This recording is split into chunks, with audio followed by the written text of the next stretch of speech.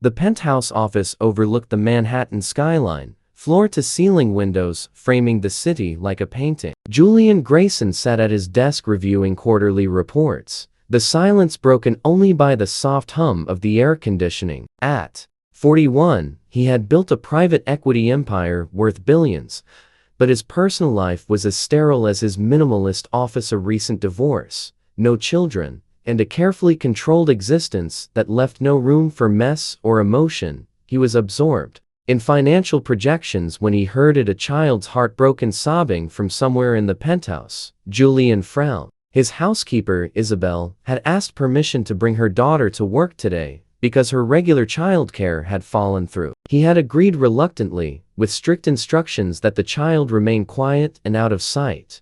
The crying continued, raw and desperate in a way that made Julian uncomfortable. He tried to ignore it, returning to his reports, but the sound persisted, each sob seeming to echo through the vast empty space. Finally, Julian stood and followed the sound to the sitting room. There he found a little girl, perhaps 4 years old, sitting on the floor surrounded by pieces of what had once been a wooden toy horse. She had blonde hair in pigtails and wore a simple pink dress. Tears streamed down her face as she tried desperately to fit the broken pieces back together. "It is broken," she sobbed to herself. "Papa's horse is broken, and I cannot fix it."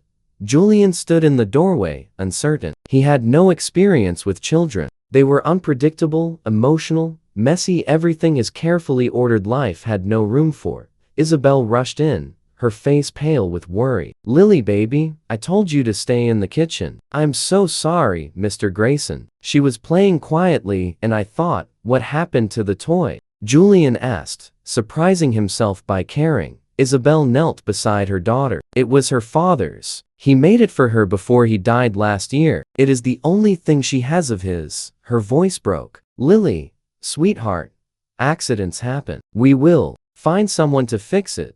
But Lily just cried harder, clutching the broken pieces. "No one can fix it. Papa made it special, and now it is ruined, and he is gone, and I broke the only thing I had from him." Julian watched this small child's grief, and something cracked inside his carefully maintained walls. He thought about his own father, gone 5 years now, and how he still kept his dad's old watch in his desk drawer, a connection to someone irreplaceable. He walked over and knelt down beside Lily. "May I see it?" Lily looked up with tear-filled blue eyes, then slowly handed him the broken horse. Julian examined the pieces carefully. The craftsmanship was beautiful, hand-carved with incredible detail, the kind of work that came from love rather than skill alone. "Your papa made this himself?" Julian asked gently. Lily nodded, hiccuping through her tears. "He was making it when he got sick. He finished it right before he went to the hospital. He said it was so I would always have a friend, even when he could not be there." Julian felt his throat tighten. He looked at Isabel, whose eyes were red from trying not to cry. He looked at this broken toy that meant everything to a child who had lost her father. "I think I can fix this," Julian said. "Mr. Grayson, you do not have to." Isabel started. "I want to," Julian said, surprised by how much he meant it. He looked at Lily. "It might take me a few hours, but I promise I will fix your papa's horse." Lily's tears stopped, replaced by cautious hope. "Really? You promise?" "I promise." Julian cleared his desk, spreading out a soft cloth to protect the wood pieces. He sent his assistant to buy wood glue, tiny clamps, and finishing supplies. Then, he got to work, examining each break, figuring out how the pieces fit together, carefully gluing and clamping while Lily watched from a chair nearby. "Why are you helping me?" Lily asked after a while. "Because your horse is important to you," Julian said simply. "But you are really important. Mama says you are very busy and very rich, and we should not bother you." Julian paused in his work. "Do you know what I realized when I saw you crying? I have a lot of things in my life, but none of them matter as much to me as this horse matters to you." That made me think maybe I have been focusing on the wrong things. "Like what?" Lily asked, with a child's direct curiosity. "Like making more money when I already have more than I need." Like buying bigger buildings and fancier cars. Your papa did not give you something expensive. He gave you something made with love. That is worth more than anything I own. They worked together for 3 hours, Julian carefully reconstructing the horse while Lily handed him pieces and told him stories about her father, how he would sing to her, how he made the best pancakes, how he promised he would get better, but then he did not. Do you miss him? Julian asked quietly. Every day, Lily said. Mama says he is in heaven watching over us. But I wish he was here watching over us instead. I bet he is very proud of you, Julian said. And I bet he would be glad you have your mama, who loves you so much. When the last piece was glued and clamped, Julian applied a careful coat of finish to protect the repairs. It needs to dry overnight, but tomorrow your horse will be as good as new.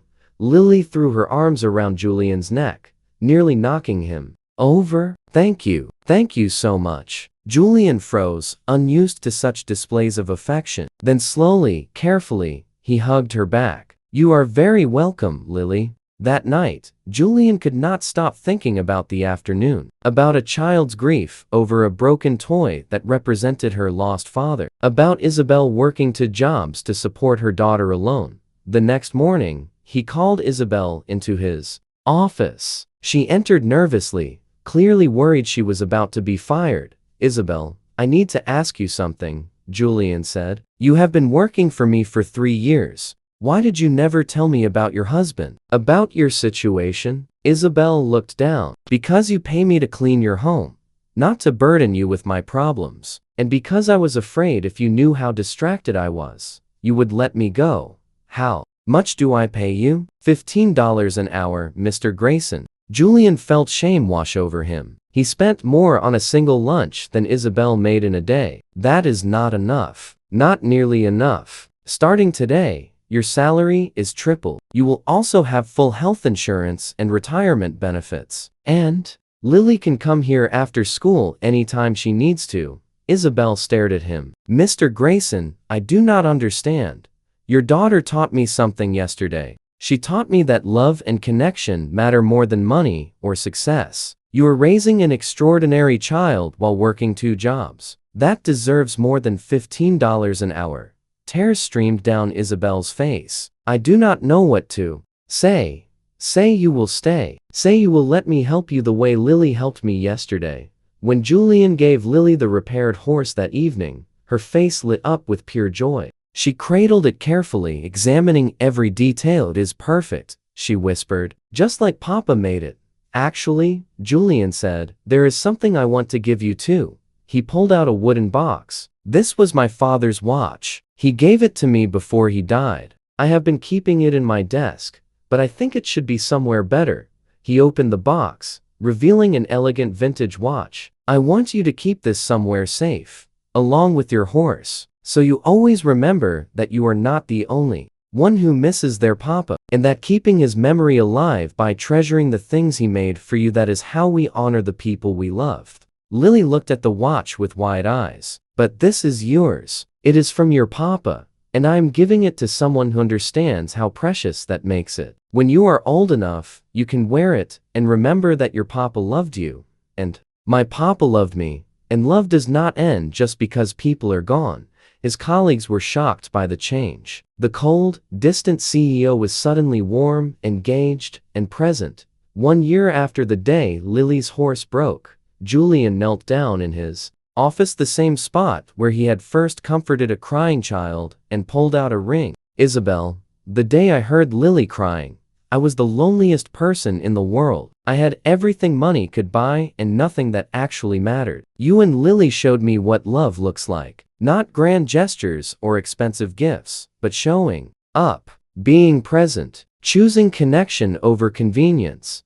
He looked at Lily, who was bouncing excitedly beside her mother. Will you marry me? Will you let me be the father Lily deserves and the partner you deserve? Not because I can provide financially, though I will, but because you both taught me how to be human again. Through her tears, Isabel nodded. Yes. Lily cheered and threw her arms around both of them. Does this mean you are going to be my new papa? Julian hugged her tight. If you will have me, I will. But you have to promise to remember what you told me, that things made with love are worth more than things that cost a lot of money. I promise, Julian said. You taught me that lesson, and I will never forget it. At their wedding, Lily was flower girl, carefully carrying the repaired wooden horse as her special treasure. In his vows, Julian said, I heard a child crying over a broken toy, and I could have ignored it. Instead, I stopped and helped. That simple act changed my life completely. Thank you, Lily, for teaching me that the most valuable things can be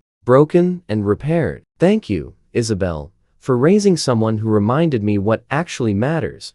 If this story reminded you that kindness transforms lives, please like, share, and subscribe. Leave a comment about when a small act changed everything.